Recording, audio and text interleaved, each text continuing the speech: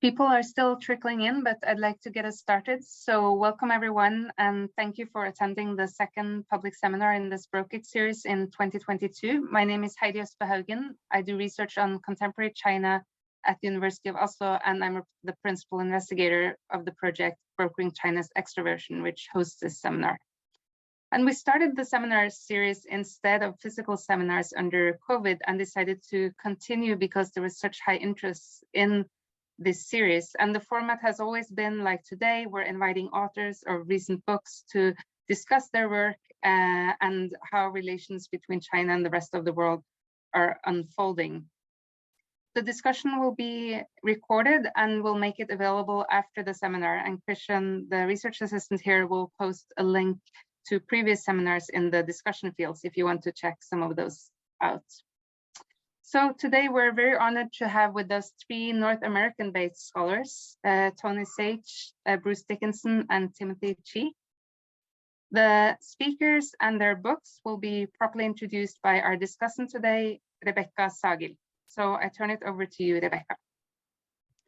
Thank you, Heidi, for the introduction, and welcome again to everyone joining us from a variety of time zones. As mentioned, my name is Rebekka Åsnes, and I hold a PhD in Modern China Studies from the Department of Culture Studies and Oriental Languages at the University of Oslo.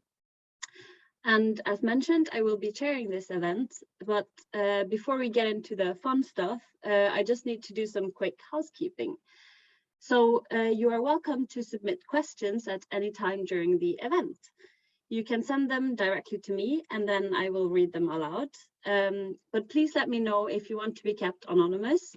And if not, then please add your name and if you want institutional affiliation. So the Chinese Communist Party celebrated its 100-year anniversary in July of last year. And for a centennial, it seems to be in pretty good shape.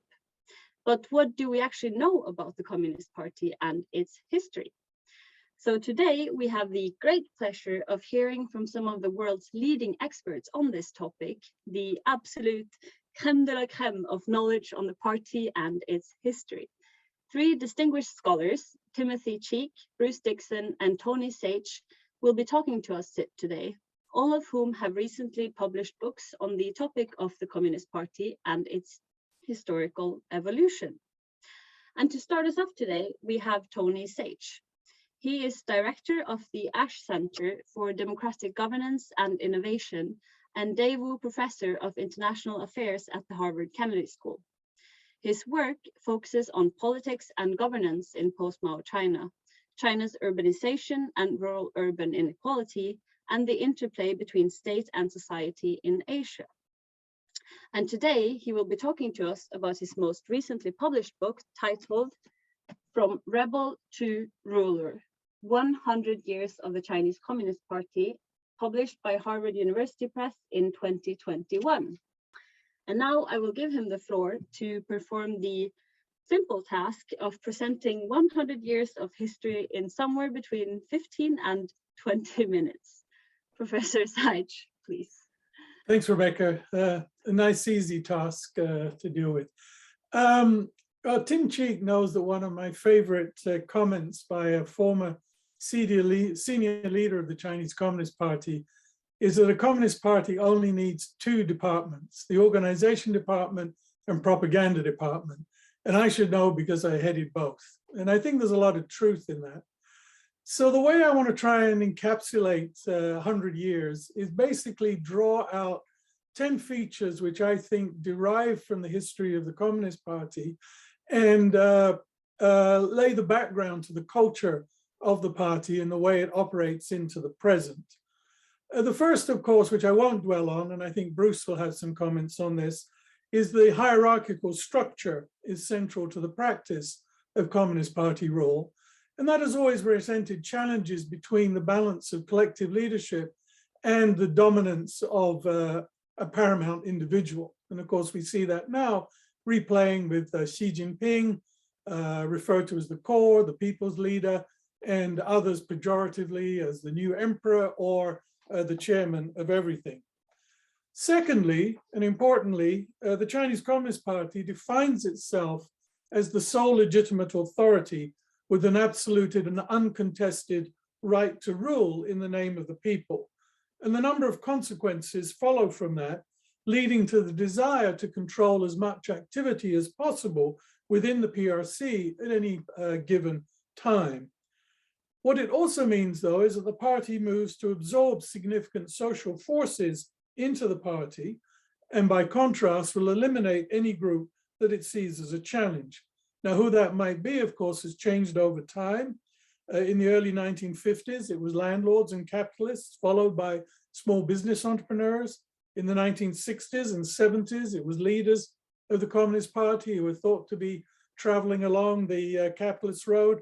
Subsequently, as Bruce Dickson has written about, entrepreneurs were welcomed back into the party, but progressively it sought to eliminate those who've organized opposition or challenged the party's ideological hegemony, such as human rights lawyers, for example.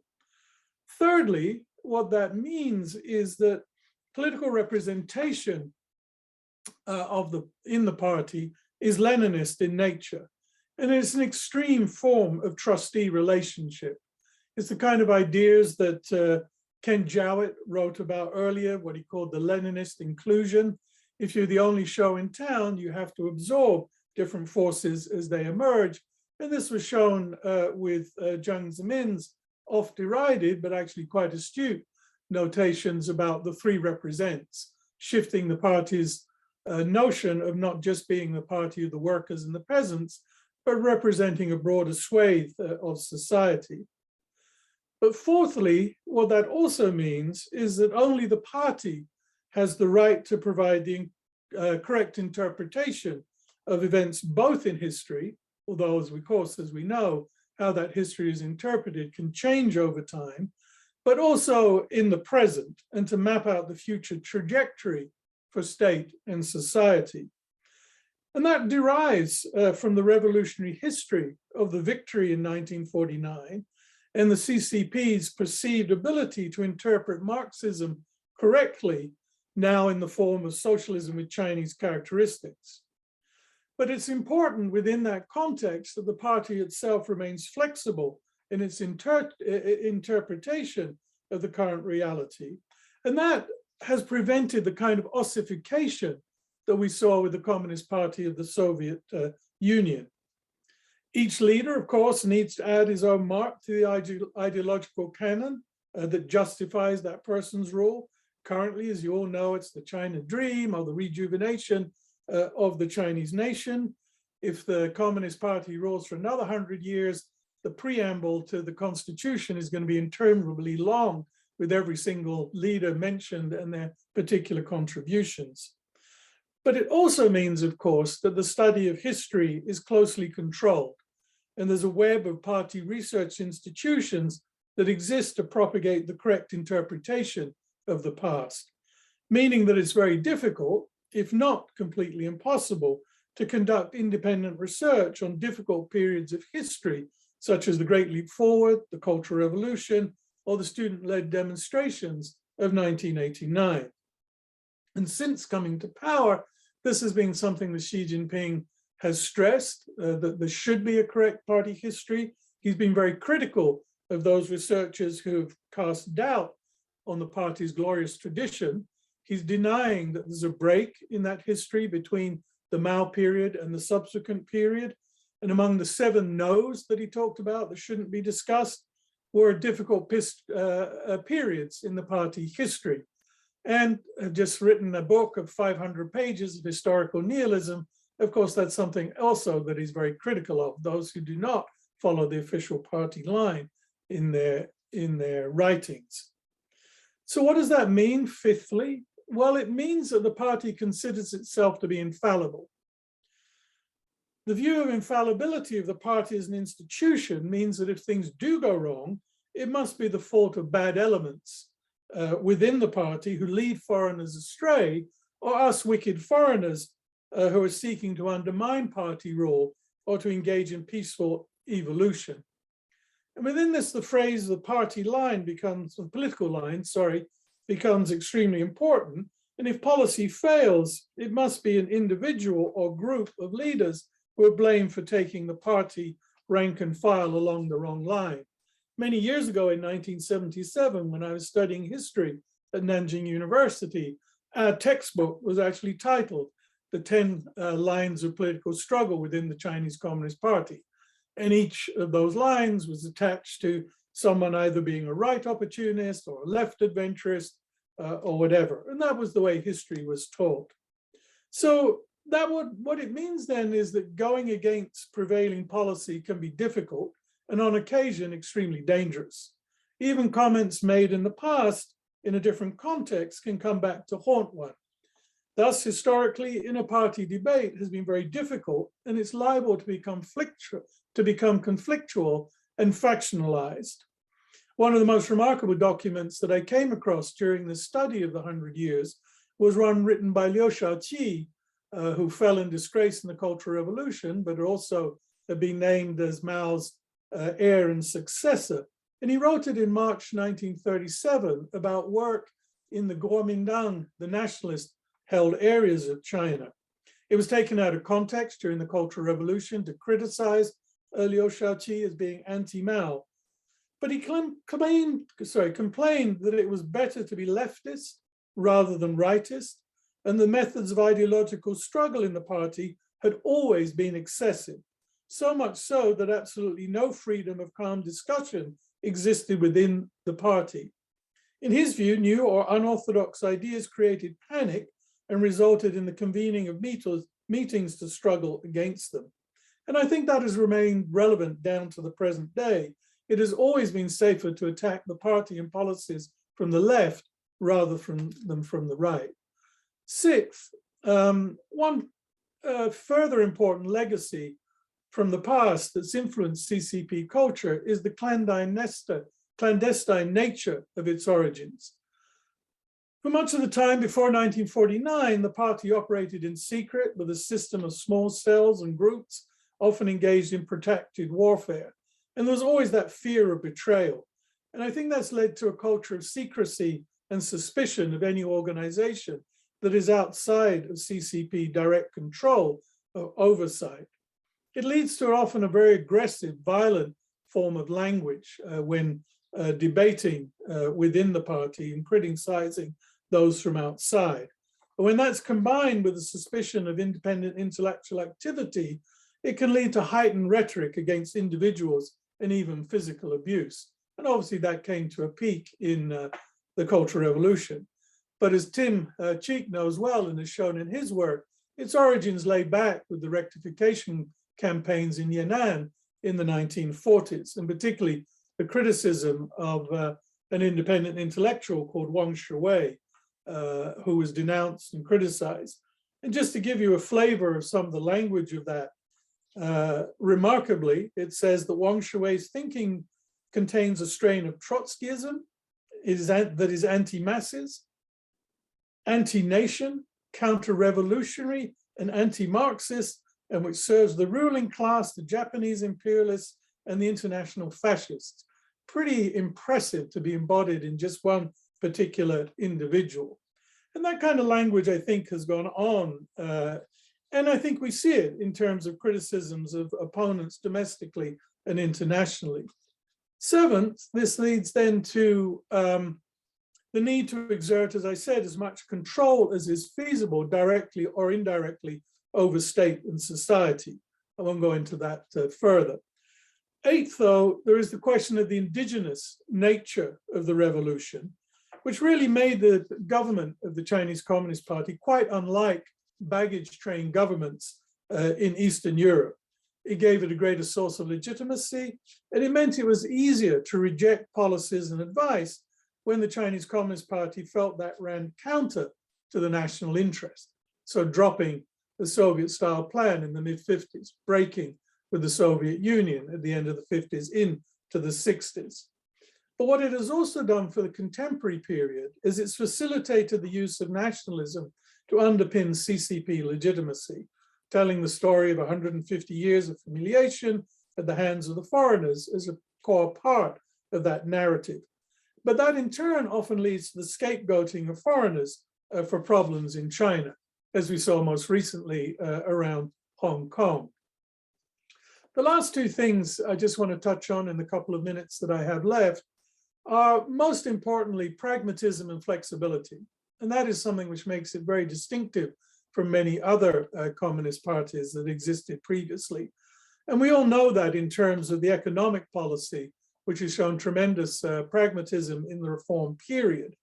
Recruitment has also varied very pragmatically over time with the three represents and the things that Bruce has written about. But there's also been ideological regeneration and a widening of the basis of legitimacy. And that's embodied, I think, in the notion of a shift from from a revolutionary party to that of a ruling party. And we see gradual relaxations that have happened under Jiang Zemin and Hu Jintao becoming a little problematic. And so we see the engagement then of patriotism, nationalism to provide a deeper sense of legitimacy.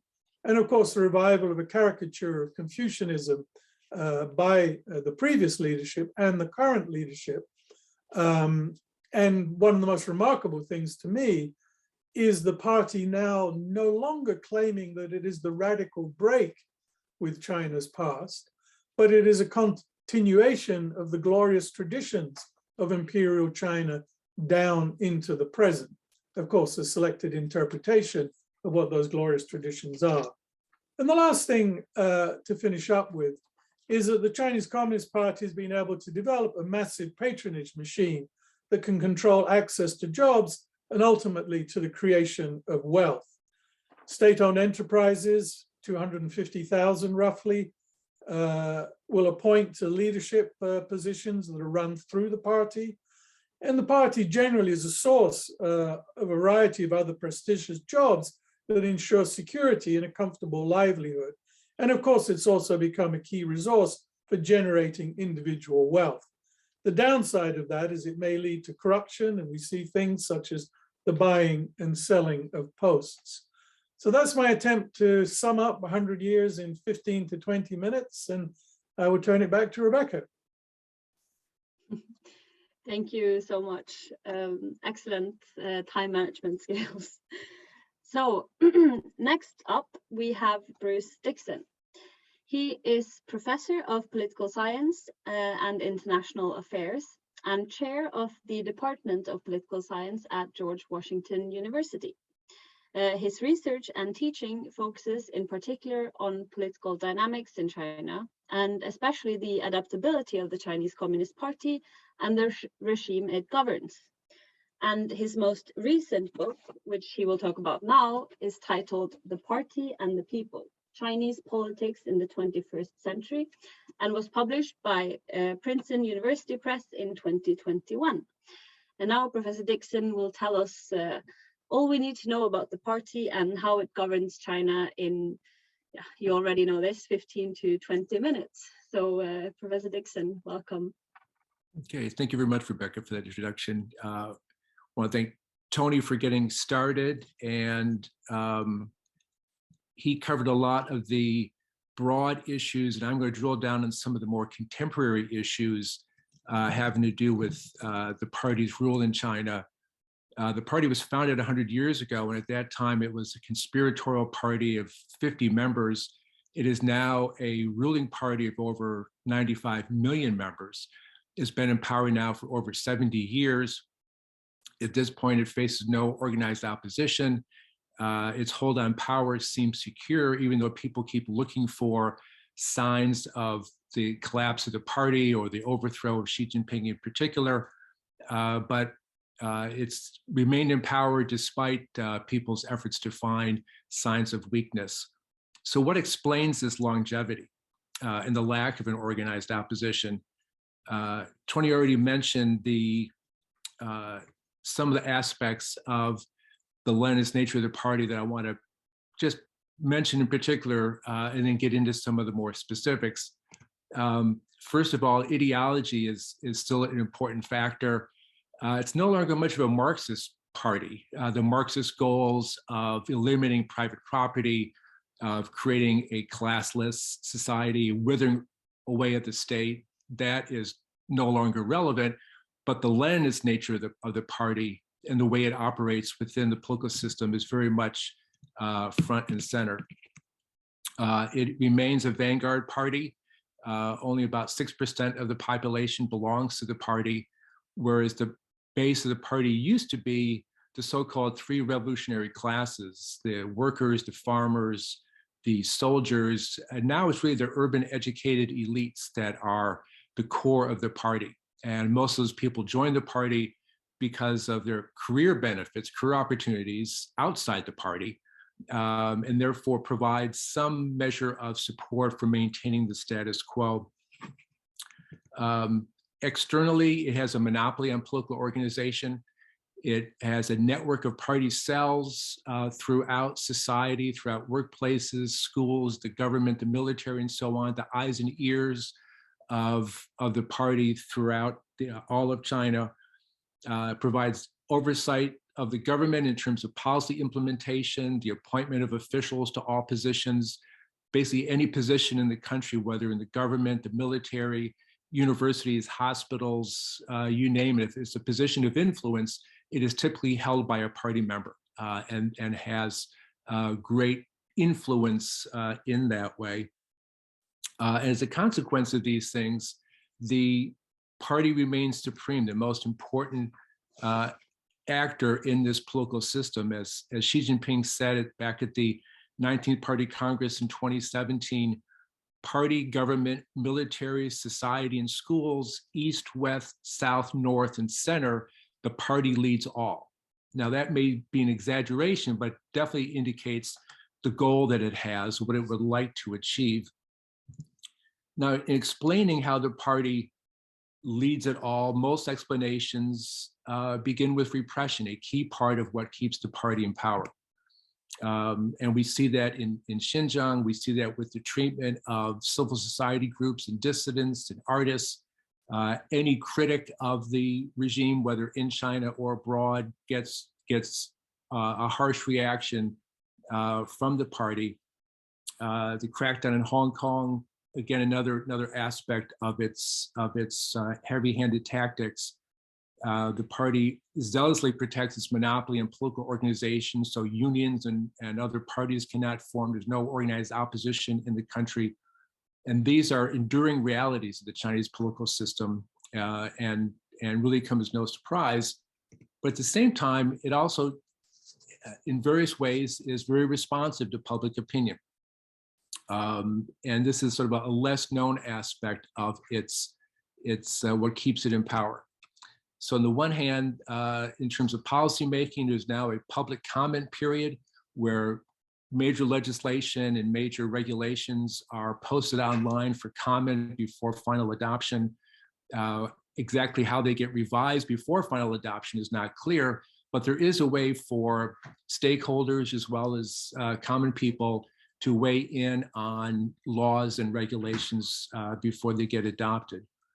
The rapid economic growth that was a hallmark of the past several decades also produced tremendous environmental damage, but it has cleaned up its air in China's major cities, become a global leader in renewable energy after attracting a lot of international attention as well as internal criticism of the terrible pollution. There's a paired photo of Beijing on a relatively clear day and during the so-called airpocalypse back in 2013, when it was shrouded in smog for several days. But it's still the major producer of greenhouse gases in the world. And despite its claims to clean up its environment, has been increasing its use of coal, building new coal plants. So it's a mixed bag in that regard. In addition, as a way of producing this rapid economic growth, it also has engaged in illegal land grabs to build either petrochemical plants or high-speed rails through major urban areas. And there are photos here of both types of protests, and often those projects get abandoned because of the popular reaction against them. Now, these examples I've been given here are largely things that were initiated or happened before Xi Jinping came into power. Since then, it's been the repressive aspect of the regime has been much more prominent than the responsive aspect. And that's seen, first of all, in its treatment of civil society. The party is wary of groups that may challenge the party's authority. And many observers in China say there is no civil society because of this great control and limits on what groups can form and what they can do. And if the definition of civil society means being pro-democratic and pushing for regime change, then indeed China doesn't have a civil society because those groups are heavily repressed and don't get a lot of public support in addition to the party's reaction to them. But there are a huge number of NGOs that continue to operate, roughly 800,000 registered NGOs, over 1 million unregistered and active NGOs. But there's also a group of these types of organizations that are engaged on other issues that get the heavy-handed treatment because the party sees them as a threat to its hold on power. Back in the 1990s, soon after the 1989 demonstrations in Tiananmen Square and the collapse of the Soviet Union and communism throughout Eastern Europe, there was an effort to constrain civil societies as a threat to the party, as seen by what happened, especially in Eastern Europe. In the 2000s, when Hu Jintao was general secretary, there's more an effort to cooperate with them, a recognition that they provided useful social welfare services, that there were environmental organizations that got involved in recycling and litter programs. There were other groups that got involved in labor training, in cultural activities, healthcare, and the party recognized, the local officials at least, recognized the importance of these groups in helping govern society. But these contracts also that they would get from local governments to provide these services also limited what they could do because they were on short-term contracts. If they went afoul of what local officials wanted, the contracts could be terminated and they would lose an important source of their revenue and financial support. So they avoided things like collective bargaining and other more contentious issues, but provided a lot of important goods and services to local communities and were partners with local party and government officials in doing these things. Under Xi, however, there's been a harsher crackdown against most civil society groups, even the ones that are registered. He wants all activities to funnel through formal institutions that the party controls and doesn't tolerate the types of informal arrangements that allowed these groups to flourish, especially during the Hu Jintao years. In addition to shutting down unregistered NGOs, the party now uses one of its principal tools of monitoring society, the creation of party cells within non-governmental organizations. During his first term of being general secretary, the percentage of NGOs that had party organizations within them increased by 2/3 from 35% to almost 62%. There have been recent demands to abolish unregistered groups that put local official in a bind. On the one hand, they recognize they need to show their loyalty to Xi, but they also recognize the importance of these local groups. So they may make a show of cracking down on some while letting others continue to operate. One of the ways that he's been cracking down is by criminalizing protests that some of these groups are involved in. Back in 2015, over 300 lawyers and their staff were taken into custody as a way of sending a signal that their activities promoting the use of the rule of law to challenge some of the more egregious aspects of the political system would not be tolerated. And most of them were later released, but a few of them were formally charged and convicted of subversion of state power. One of the more common charges against groups like this, picking quarrels and provoking trouble, and other alleged crimes. So most of them were released, but some of them were were imprisoned, sending a signal to others to not stray into this area. The parties also relied on preemptive repression before protest movements and social movements can get started. An effort to launch a Me Too movement back in 2019 was shut down before it really got underway. More recently, there's been a willingness to allow accusations of sexual harassment, but against celebrities, but not against officials, as the Peng Shuai example gives, the retired tennis player. It's still a very sensitive issue, especially when it's targeted against party and government officials. And they have framed civil society issues as a national security threat, especially targeted against international NGOs and what influence they have. So to be supportive of international NGOs brings the challenge that you may not be patriotic, that these are threats to not just stability, but to Chinese national security. So all these things are done to delegitimize groups that used to operate relatively openly. Another example of the CCP's crackdown and reinsertion of its authority has been its approach to the private sector. Tony mentioned that the three represents policy that was used to justify the incorporation of private entrepreneurs into the party, into the political system more generally. And it seemed as though there was a close collaboration between the party and the private sector, but that has changed beginning with the international financial crisis of 2008 and 9, where the focus shifted back towards state-owned enterprises, but especially beginning last year, a further crackdown against the private sector. And Jack Ma, voted here, is sort of the poster boy for the crackdown against the private sector. This began when one of the companies within the Alibaba universe was going to have a initial public offering of its stock in New York. It was warned to cancel it. And that sort of began this crackdown against other high-tech companies, including the Didi ride-hailing app, against Tencent.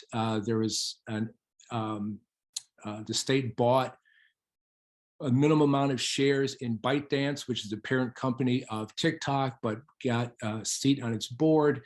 It banned crypto mining, which pushed a lot of activity out of China to other countries. Cracked down on private tutoring. There are new limits on online gaming for students.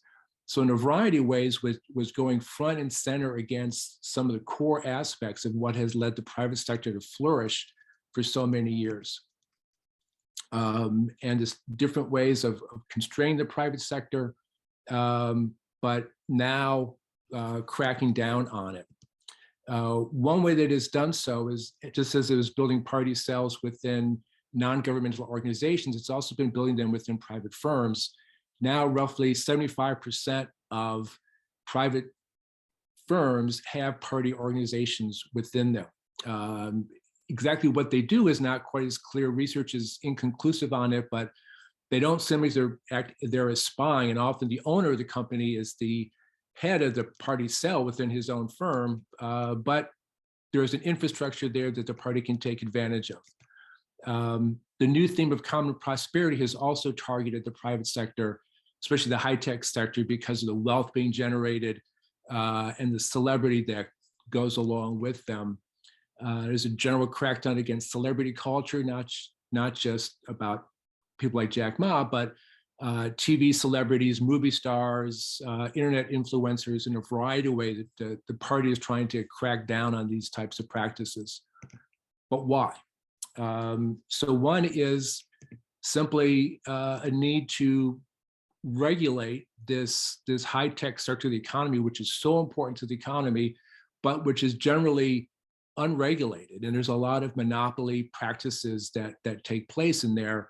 And so there's an effort to try and crack down on that, which may get popular support because, introducing competition, reduce prices, increase services, that would be a good thing.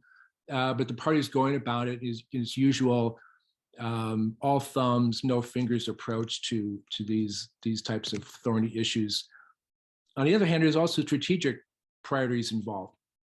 There seems to be a desire to decouple the Chinese economy from the global economy, especially in terms of financial relationships, making it harder for Chinese companies to list in US or European stock markets. The party prefers that they issue stock either in Hong Kong or in China. The party wants to have less reliance on foreign technology, foreign capital for its ongoing development. There's also a party element to this. The CCP control is still a paramount concern for Xi Jinping and other party leaders. There's always been an ambivalence about the private sector, its potential threat to the party because it's control over great amounts of wealth. The three represents policies seem to address that, or at least paper over it, but the concern still is prominent. Even for people like Jack Ma, who are party members, or red capitalists, as the more informal term is, doesn't protect them from party scrutiny any more than being a local official or retired official, for that matter, makes you free of party scrutiny. The private sector has its own source of wealth and power outside party control, and it's always a concern for the party, a threat to any authoritarian regime, but especially to a Leninist party like the CCP. And it may also have information about party and government leaders in terms of their activities, their movements, other things that could be released, leaked in different ways that could be very embarrassing. So this kind of relates to the basic element of the party's desire to control everything, that its efforts to control NGOs, firms, individual entrepreneurs, gets in this theme of the party leading it all. This may be an exaggeration of reality, but I think it accurately describes what the party's goal is and remains. So with that, I will stop my presentation and let Tim take over. Thank you so much. Okay, so last but not least, we have Timothy Cheek. He is the director of the Institute of Asia Research and professor of Chinese research at the University of British Columbia. His work centers on the study of intellectuals, the history of the Chinese Communist Party, and the political system of modern China. And he has recently edited a book together with Klaus Mulhans of Zeppelin University and Hans van der Ven at the University of Cambridge, titled The Chinese Communist Party, A Century in 10 Lives, published by Cambridge University Press in 2021. And we should probably also mention here that Professor Saich also contributed with the first chapter in this anthology.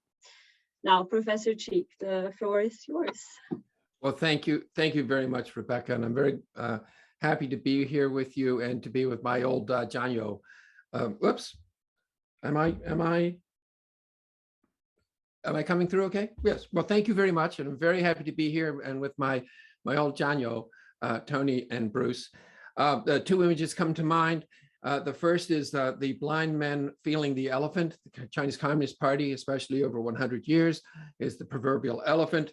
But in this case, you're finding that we're finding some commonalities, and you'll see in what I have to say that it is more of an elaboration on what Tony and Bruce have said, which brings me to my second view, and that is that Sanjiacun, we are the three-family village of historical nihilism, bringing you incorrect thought. So you have been forewarned. We, of course, cannot help it because we're not party members, and we have not studied thoroughly the ideology, and we are not subject to the organization. The one last thing is I am no longer the director of the Institute of Asian Research. I am now in my Deng Xiaoping phase.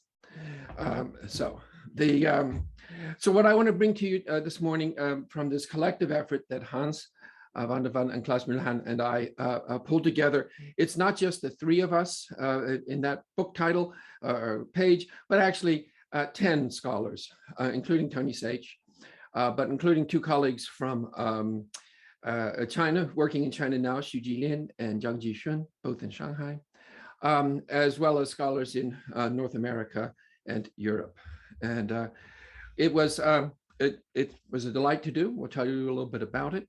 But today's my presentation is the 4 themes and the 10 lives. So I'll give you a taste of those 10 lives, but I want to tell you the 4 themes that I'd like to draw out of them first. And you can see as I go along whether or not you see them reflected. And the first one is the diversity of experience over time. The party was not the same thing, as already Tony and Bruce have suggested. It wasn't the same thing over the decades, over the century. It was strong, it was weak, it was revolutionary, it was integrative or conservative. And yet it's always the Chinese Communist Party. Second, we see in the history over the century and in the 10 lives, contingency, the profound role of contingency. What happened did not have to happen. It was not preordained. And in fact, there were moments where, bar a few particular events, the Communist Party would have been snuffed out. Would this have made modern Chinese history better or worse is a totally open question. The third is the alternative paths that we see in these lives presented in the book. Following on from the contingency and things didn't have to turn out as they did, we ended up being able to highlight a couple of themes, 2 in particular, that there were cosmopolitan communists. The current version of communism, the CCP under Mao and now under Xi, is quite nationalistic, has a weak cosmopolitan graph. But as we'll see from the very first chapter, there's a cosmopolitan aspect to the Chinese Communist Party. And the second is the liberal procedural version of Leninism. I wouldn't call it the liberal side of the Communist Party, but the more, I learned the word latitudinarian from going to lectures with Benjamin Schwartz, you know, and I had to look it up, right? But a latitudinarian approach to it. And this is something we, of course, associate with Jia Ziyang, and even to some degree with Jiang Zemin. And fourth, resilience, a theme you have already heard, that we have looked at the history, we've tried to look at people who were either ruling, working in, or being ruled by the Communist Party.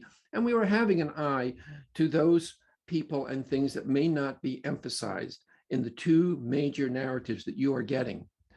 If you touch anything that comes from China, you are getting Xi Jinping's narrative of the great glories of the Chinese Communist Party. If you are reading a Western newspaper, you are getting the mirror image of the terrible things the Communist Party has done, is doing, and probably will do. And we don't offer in this book a third synthesis, but rather, because we're mostly historians, we want to bring voices, experience, and variety of what has happened. So for those 4 themes over the centuries of diversity of experience, contingency of what actually ended up happening, alternative paths that existed but may not, certainly are not dominant today, and contributing to the resilience of the Communist Party. Tony Saich does begin us in the 1920s. The book does 1 person for each decade. And Tony Saich, we start with the Chinese Communist Party, the great rejuvenation of the Chinese people, with a Dutchman, Heinrich Sneevliet. And so he is the mechanism of, he is the famous communist agitator. And he came in and he stirred up these intellectuals in Shanghai and was significant for enforcing and bringing wealth and prestige, finances and prestige, and the 2 things that Tony has emphasized, ideology and organization. Right? To this group of, frankly, radical professors and displaced students, and contributed to the transformation of that into a political party. The second is Wang Ming. Wang Ming, this takes us 15 years later into the late 1930s. We by the late 1930s, we know that we have the Jiangxi Soviet, the Long March, and the setup in Yunnan. And of course, everyone talks in terms of Mao, but actually Wang Ming was a very important leader and trained in Moscow. So the continuation of the impact of Comintern on the Communist Party, starting with Sneevliet, is represented in Wang Ming and the so-called returned Bolsheviks, that is the Communist Party leaders trained in the Soviet Union, particularly in the 1930s, late 20s. He has his Wang Ming moment. And Hans van der Ven takes us through the time in 1937, 38, when it was possible that Wang Ming might have ended up being the head of the Chinese Communist Party. But he tied his fate to the defense of Wuhan, and of course the Japanese army took it down, and that and internal struggles was the end of this cosmopolitan, very Leninist version of communism. Going on in Yunnan, I look at Wang Shiwei. Tony has suggested, as I mentioned, Wang Shiwei. He's become a kind of a bellwether of the intellectual dissent. The key point about Wang Shiwei was he was a communist. He was a Leninist. He was translator of Lenin and Marx in a research institute in Yunnan, a very capable intellectual, probably a fairly grumpy person, not the kind of person you want on a departmental committee. He'd probably be, a real pain in the tush. But he mobilized an intellectual communist response to the centralizing Leninism of Mao and was nailed, absolutely struck down. And the fate of Wang Shiwei outlined the form of leadership that is implied in what both Tony and Bruce have mentioned, that is rectification politics, and that is the mass campaigns combined with political study and the self-cultivation of the party member, Liu Shaoqi. Tony mentioned Liu Shaoqi's, in fact, he was, Tony, as far as Westerners are concerned, it was Tony who unearthed that 1937 letter from Liu Shaoqi and put it in his documentary history. And we all went, wow. The other thing about Liu Shaoqi is how to be a good communist, that's still key, because that's how the party was going to handle difference and enforce ideological conformity amongst its people. We come to the 1950s and we jump back to Xiang Guangyunshu, a movie star in Shanghai, and how she lived through the early Mao period. And Zhang Jishun, a senior professor in Shanghai, gives a wonderful story of the relationship between the party and the people in the 1950s, and the compromises the party makes and the compromises that artists make. She was a very famous movie star, but she really tried to work with, and one of her happiest things in life was meeting Chairman Mao once or twice in the 50s, but she was driven to a very sad end in the Cultural Revolution. We look at a female leader in the 1960s, Elizabeth Perry, gives us the look at Wang Guangmei, and Wang Guangmei's Peach Garden moment, which is a terribly ironic and story. It's a beautiful centerpiece to the book. I think it's a powerful chapter of she was as many women in a patriarchal system like the Communist Party, got her chance to power through marrying a senior person. She was the wife of Liu Shaoqi, who, as Tony mentioned, and Bruce's too, his central role in the party. But she had her own political efficacy. She really pushed the radical work team purge of local leaders after the Great Leap Forward in the Four Cleanups movement, the Xing, and ironically was subject to her very own system when she was taken down in a similar grotesque way in the Cultural Revolution. For the 1970s, how can you have a book on 100 years of the Communist Party and not mention Mao? You can get a sense of perhaps the zeitgeist or taidu of the authors, in that we focus on Mao in the 1970s when he died.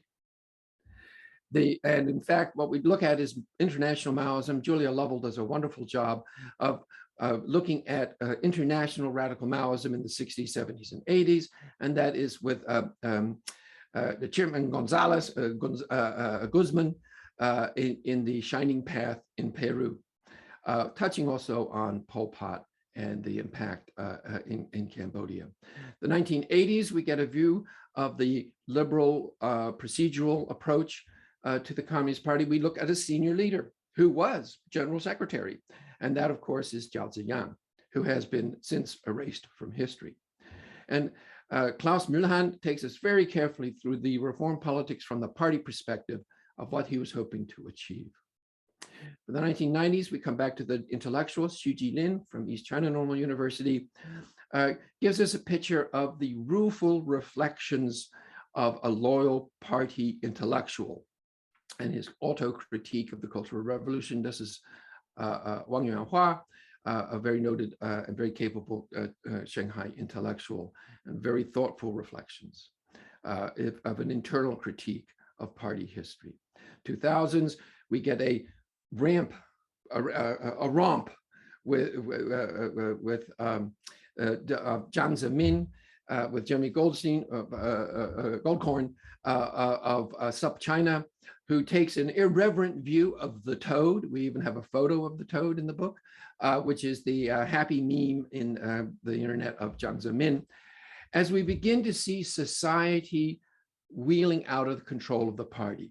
And this is highlighted in the last core chapter for the 2010s, which Yang Guobing, Professor Guobing Yang at the University of Pennsylvania, has done a wonderful job where the lead person is Guo Meimei. Who was Guo Meimei? You ask Chinese, at least about age 20, they all know. She was an internet sensation in 2011, 2012, and the whole story there is how out of touch the party was for most people at that time, which lays the framework for what Bruce has so wonderfully given us today, the further understanding of why Xi Jinping says, this is out of hand. It's time to bring back some control. So altogether, as Tony mentioned, I've been studying propaganda for a long time. So we tried, the three of us tried a propaganda method, which was bite-sized morsels of Communist Party history. And so we hope that you'll read these short ones and be hungry for the deeper, fuller story that Tony and Bruce provide. Thank you. Thank you so much. Thank you to all three of you for your insightful presentations. And now I just want to remind everyone listening that if you have any questions for these three excellent speakers, feel free to send a direct message to me. And many of you have already. But I actually wanted to start off, Bruce and Tony, you've talked focused mainly on contemporary China. Tim, you mentioned a bit the origins of the Chinese Communist Party.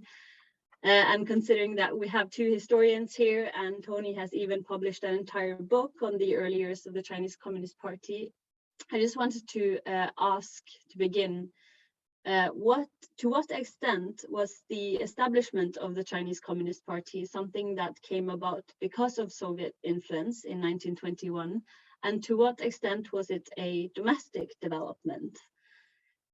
So who wants to go first? We voluntold Comrade Saich. Okay. You know, it was both. I think, you know, Hans van der Ven, in a very early work looking at the origins of the party, he sort of traces those communist cells which evolved more out of the structure and the nature of Chinese society, and those which were more heavily Soviet influenced. Now, the backdrop to that, of course, is two things. One is that you had a group of disillusioned intellectuals primarily who were disillusioned with their own history, the imperial regime, and were looking for solutions. And secondly, as another backdrop, of course, there was a vague, not understood ideology out there that seemed to offer an alternative to what China was confronted with. So those groups came together in different ways. I think ultimately, though, and you know, Hans and others have pointed out the problems in that it wasn't a party in the way we think of a party today. It was loose groups of individuals who were often bound through early discussion groups that had formed as a part of this quest about where do we go next, linked to particular individuals, and in many ways sort of very fragmented, groping to begin to understand what Marxism was about. And I think that still remained very much an intellectual pursuit. What became attractive was Leninism as a way to provide a more dramatic and radical solution to the issues that were confronting China. And in that context, what had happened in Russia and the Soviet Union looked appealing, I think, to many of those people. So there was little understanding to start with, but then I think there's no doubt that the Communist Party would not have survived, I think, and thrived without Soviet support. Tim mentioned in his comments that financial support initially was significant from Soviet Russia, brought by people like Snæfelt, but subsequently by others, coming down to work as advisors. It provided logistical support, it provided training. And then in the collaborations with the nationalists, it provided a whole range of skill sets that the communists were able to develop. And it provided it with a strategy that was actually successful up until 1927, when it fell apart as the nationalists turned on the communists and basically slaughtered them, which then sets off the next episode of the history. So they're kind of accidental Bolsheviks, I would say, in a way. They were natural Leninists, and they were incomprehensible Marxists.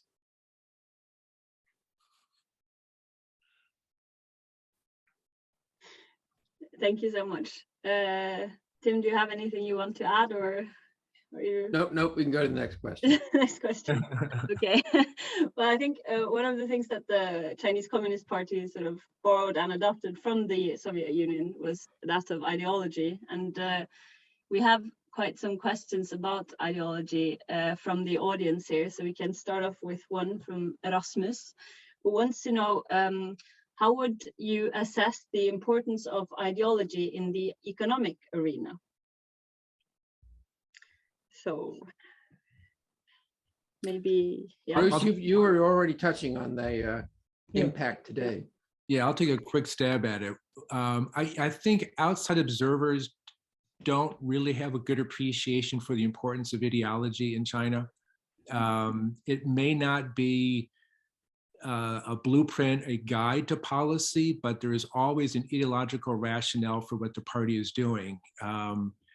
Xi Jinping is now currently trying to revamp that ideology, put his thumbprint all over it, and that's continuing. So we may dismiss it as simply wallpaper that's not very consequential, but if you are a party or government official within the country, you better pay careful attention to what is coming through the ideological channels in the country. In terms of guiding, how does it influence their economic policy? It's hard to know whether it's a guide to policy or a justification for policy. And sort of the emphasis on state-owned enterprises, you can wrap it up in Marxist ideology very well. Marx said the key thing to communism is the elimination of private property. So if you emphasize state-owned enterprises, you're very consistent with what Marx would have suggested. But all the innovation, all the economic growth, all the new investment, the job creation, all that's coming from the private sector. And so they've always been this dilemma about how much they need to be dependent on, supportive of the private sector. And now the balance has shifted away, and recognizing that there may be more of a threat to the party because of this growing gap between rich and poor in the country that undermines popular support for the sake that private companies may not have the party's interest at stake in what they're doing. And so the party wants to get greater control over that. Whether they'll be successful in doing that and what that means for the economy going forward remains an open question. But what's really striking to me is that the party seems to be willing to make that gamble, that it's more important to preserve the party's power than it is to preserve the type of economic growth that's been prominent in China in the past. So if they lose a little bit of economic growth, but solidify their hold on power, that's a trade-off they're willing to make. And I'll go with the hearts and minds aspect of the answer. And that is, I'm very much a student or a follower of Ken Jowett, who years ago compared the Chinese Communist Party to the Catholic Church, particularly in the early modern period. And he could do it because he was, I think, an ex-Jesuit. But Kenneth Jowett's work, if you want to understand Leninist regimes, they put that on your reading list. But I think several colleagues, I think we would all agree, what's useful about that metaphor? And that is, it's a regime that has a salvationary message. It's one that has very troubled banking system. And in the medieval period, it had huge administration, and it was filthy with the daily life. It was corrupt, but it had an ideology that if you crossed it, they would burn you at the stake, right? And so how does this make sense in 20th century, 21st century Chinese politics? For me, the way it works is that Chinese politics is a values politics, while Western politics is interest politics. And so to contradict the values publicly, we see that as 表现, as ritual, just, saying it but not meaning it. But as far as the priesthood, that is the Communist Party members, and so we're limiting ourselves to 100 million people here who have power. You have to show. Now, we all know there were bishops in the early modern early modern Catholic Church who didn't really believe a damn thing, but they went through the system. They did the thing. They could do the Eucharist. I think of Talleyrand, right? So it's what Westerners need to understand, and Bruce is absolutely right, is it's so hard for us to understand why ideology matters and why it is politically and significant. And so suggest that metaphor as a way to get at it. That is why you cannot have someone arguing law over the party, because that is just heresy. Because the party is right, because the party is right. Central Committee decisions are the peer review system for scientific policy. That would get me in the party. Yeah, I think the one distinction there, though, Tim, and often Communist Party officials have said to me, well, it's just like your church in the West.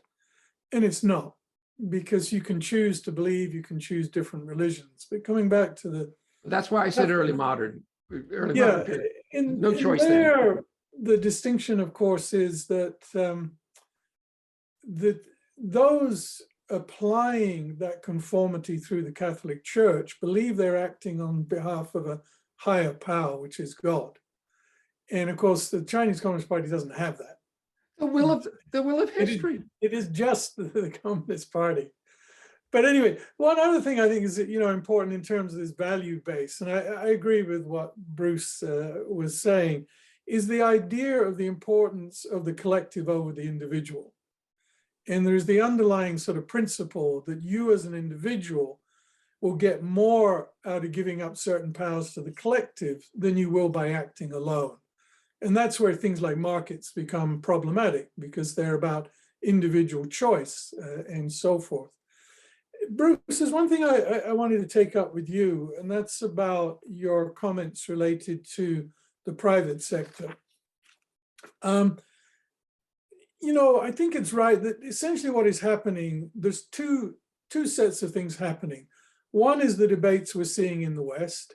Regulatory control, do they have much too power? Do they have too much information? And then there's, I think, what you double down on, there is the particular Communist Party aspect of controlling that.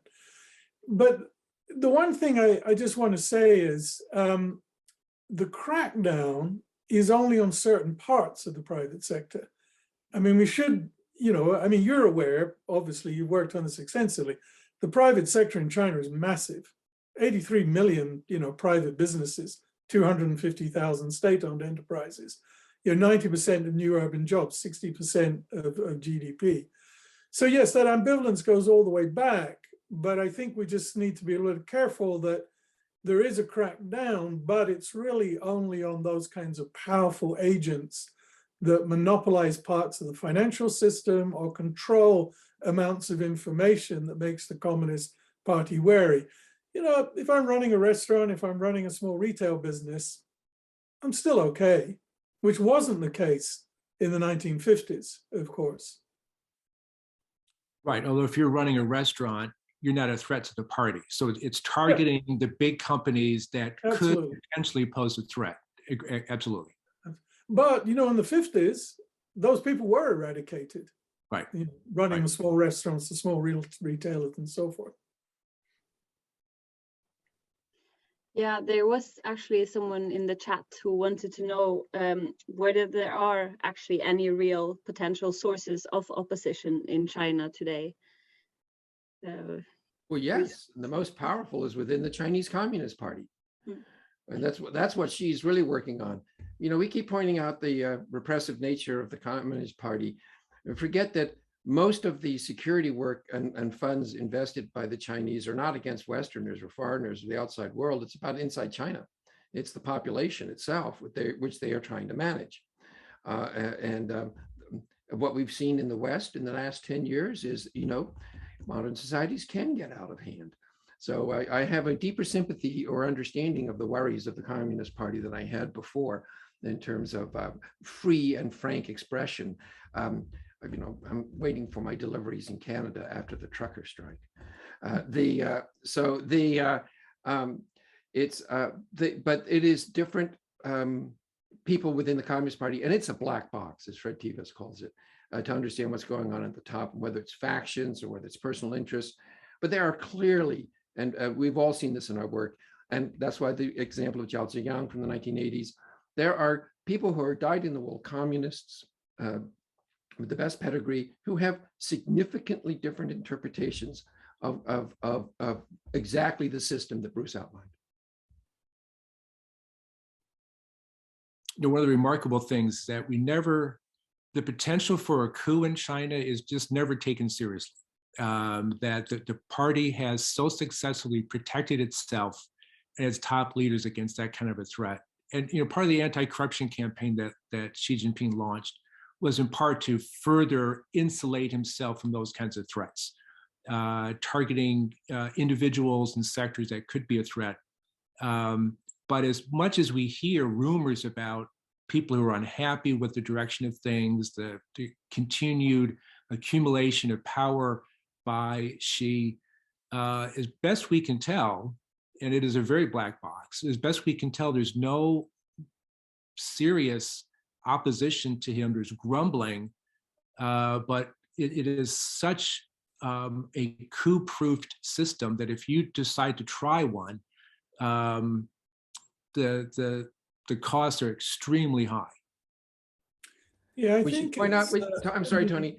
No, sorry, Tony. Just say two coups, right?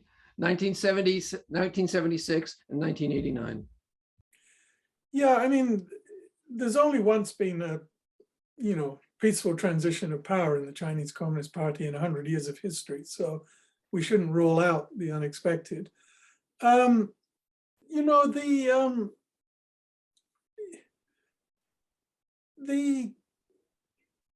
The system has sort of built itself to foolproof nature. We'll only really know if there was organized opposition once Xi Jinping is gone, and then, we'll all say, oh, well, obviously that's why it was going to happen. And, part of the problem is, the people that certainly I think the three of us speak with and know best are those who are probably most frustrated with the direction that China has taken. And I want to go back to some things that Bruce talked about in his presentation, which was absolutely right on the repression, but also right in terms of other things the party has done to kind of get that sort of feedback. And Bruce writes extensively about that in his book, and I think very persuasively, and also shows, all of this, of course, stopped short of any kind of genuine democratization, and in a way is all to hold it off. But since Hu Jintao, the party has been investing very significantly in trying to get beyond just sheer performance legitimacy in the economy by investing in the social infrastructure. And surveys that we were able to conduct from 2003 to 2016, show that under Xi Jinping by 2016, those whose satisfaction had increased the most were the poorer groups in rural China and urban China, and they were groups that were in the hinterland rather than the coastal areas. Now, it doesn't mean support was massively high. A lot of it was kind of hoo-hoo, kind of okay. But that of itself, I think, is significant. And I think it relates to Bruce's point that the party is not unaware that it has challenges. And it has tried to go about trying to address those in ways that don't threaten its hold on power and do stop short of a kind of genuine citizen engagement in policy making or decision making. Yes, thank you so much. There are also further related questions to this. There's one from Hedda who writes that you have published interestingly on the importance of social goods provision, such as access to healthcare and environmental protection for CCP legitimacy. But how does the Xi administration's approach on this issue compare with the Hu administration? And also, what is the role of social protection in this new slogan of common prosperity? Is that for me or Bruce? Or both of you, actually. Yeah, sorry. Up to you, Bruce. You want to start or I'll start? I don't mind. Why don't you start this time? Okay. I think that Xi Jinping really has carried on the policies which were launched under Hu Jintao, Wen Jiabao, which was try to deal with some of the social consequences of the rapid economic growth that had taken place in the 90s, particularly, as we know, the collapse of the medical support systems in the countryside, how do you deal with migrants, so on and so forth. And actually, that was something that Hu Jintao, Wen Jiabao spent quite a lot of policy effort on, which doesn't go perhaps so well recognized. It's often seen as 10 wasted years, not much happening and so forth. I read a piece recently by Barry Norton, which was very interesting about what did we get wrong looking at the Chinese economy. And I think it's important for some of this discussion. It diverts a little bit from what we're talking about, but I'll bring it back to this question. And he says that really what people missed was the huge increase of the financial capabilities of the state by the early 2000s. That in the 1990s, there was a sense of crisis. The state was weak, didn't have the financial capabilities, and so is much more willing to experiment. But what he claims is that those financial reforms had worked their way through to by about 2002, 2003, and you suddenly had a strong state. And once you had a strong state, you saw a reversion to more conservative approaches within the leadership, state dominance, so on and so forth, more assertion. But importantly, what he says is Hu Jintao, Wen Jiabao particularly, wanted to do big things. So you see suddenly a lot of money going into the infrastructure investment, but also into these kind of social security programs, which have carried on through. And Xi Jinping, has basically followed those. He, talked about eradicating absolute poverty by 2020. And of course, if you're the general secretary and you say you're going to do something, of course, everybody tells you you've done it. But I think common prosperity is different than what was being talked about with harmonious society. It is about the things that Bruce talked about earlier, this concern about the inequalities which had come about. And, it's always been there. I mean, when people talk about Deng Xiaoping, they always talk about the first part of his slogan, let some people get rich first. Everybody forgets the second part of that he said was basically then others will be able to catch up and others, those issues will be addressed. And that is sort of what is happening. I mean, this was here in the 2013 November plenum document. Every single word about common prosperity was in the document. But we were so obsessed with the idea that there might be market reforms coming back that we tended to glide over that. And now it's been sort of solidified in the talk about common prosperity and how it's going to grapple with trying to deal with those inequalities. Now, I think personally, the political structures make it very difficult to genuinely get to grips with it. And so we see some of the cosmetic features that Bruce talked about earlier.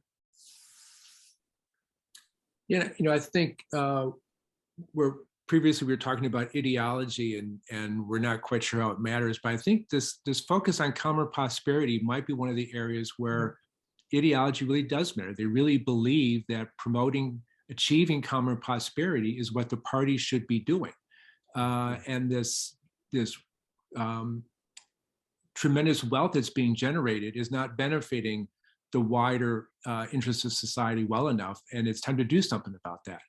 And since the vast majority of people are not benefiting from that wealth, this is music to their ears. And whether they'll actually be able to do very much about it, during the Hu Jintao years, there is also a push for creating greater equity within the population, of distributing the benefits of growth more widely, eliminating taxes in the countryside, different types of income subsidies, greater provision of public goods, education, better health insurance, and so on. But the level of inequality kept growing. So exactly what the government can do to alleviate it is always a challenge. But the effort of trying to do it and making it look like you're serious about it, and that you can point to the people who are preventing you from achieving it, will end up working to the party's advantage. Exactly what common prosperity means and the actual policies that will be part of it, it's a great phrase that needs to be fleshed out, just as when Xi Jinping announced, the Chinese dream is going to be where he's going to focus his attention. And also they launched academics all over the country are having conferences. What should the Chinese dream be about? Because there's a great phrase with no content. Common prosperity, similarly now, needs to get a little more meat on the bones. Yeah, I think performative politics is very important for the Chinese Communist Party. Sort of being seen to do things, not necessarily actually doing them, but having the right slogans and looking as if they're doing things. Okay, thank you very much. There's also, in terms of actually doing things, there's someone in the chat who wants to know how you view the current trend of centralization in the CCP, both from the provinces to Beijing, but also from the state towards the party.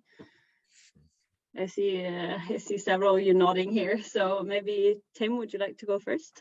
I'll do a start. It behooves us to take some of what Xi Jinping says and Wang Ming writes seriously.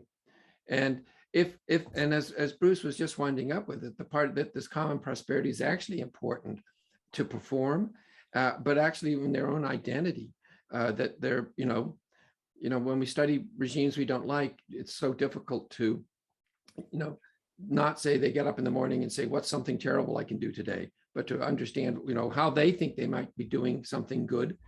It would be hard to interpret that for the current Russian policy in Ukraine, but a good historian later on will try.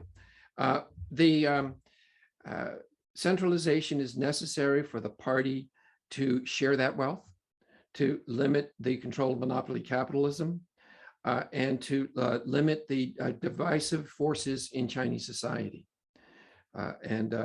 So from their perspective, the centralization of Xi Jinping's is very necessary to achieve the results. Now, what we think from the outside is hard to say, but I'll leave us with two images about, related to this centralization and also to the survival of the Communist Party. One book I use in all my classes on contemporary issues is Alexei Yurchak's Everything Was Forever, until it was no more. And Tony invoked that by saying, 10 years from now, whatever happens, we'll look back and say, well, it was obvious. Well, it's not. But what does that mean? Currently, I agree with what Bruce and Tony are saying. Xi Jinping and the Communist Party look extremely strong. I don't expect changes. But it could happen. It could be until it was no more. The second image is Putin. The Communist Party was overthrown in Russia. That went well. That's it. I'll leave it to my colleagues.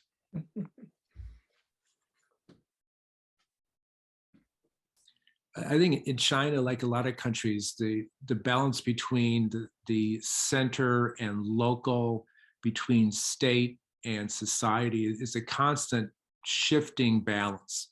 And right now, with the focus on common prosperity, there needs to be re-centralization so the party is able to redirect resources in different ways.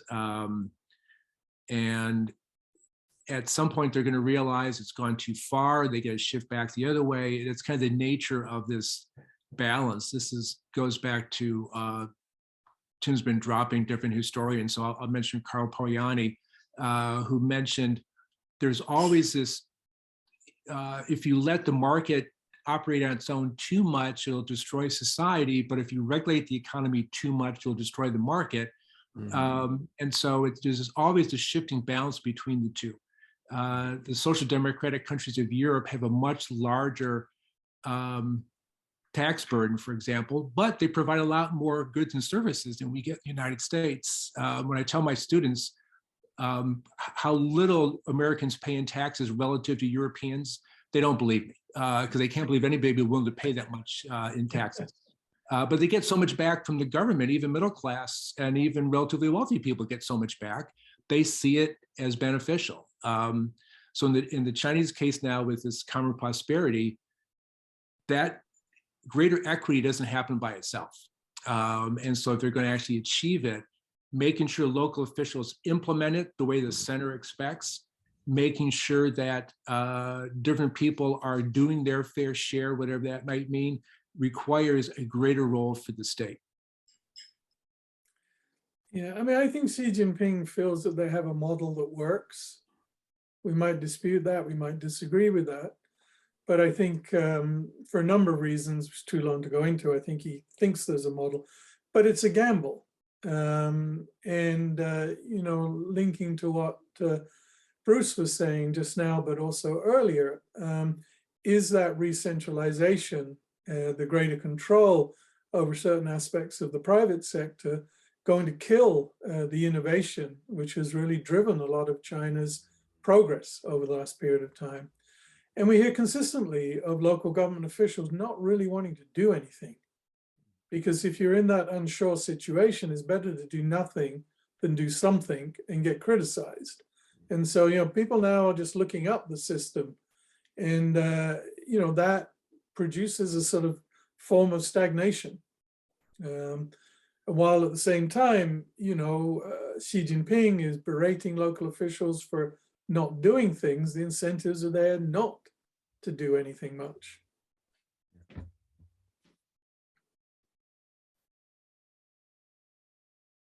Yeah, and you seem to agree on most things that you talk about here, but there's someone in the chat who wants to know, actually, are there any disagreements amongst the three of you? Are there any points that the three of you disagree on?